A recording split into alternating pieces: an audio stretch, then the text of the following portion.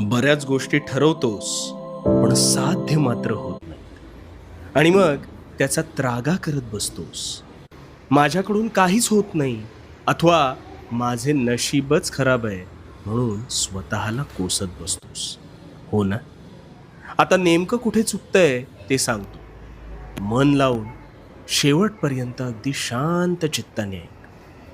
तुझी पहिली सगळ्यात मोठी चूक म्हणजे तुला वाटतं आहे, अजून वेळ आहे, उद्यापासून करतो, पण तो उद्या उजाडत नाही.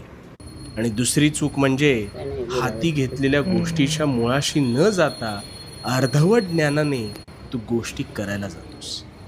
बघ, विचार करून बघ, तुझं तुलाच कळेल.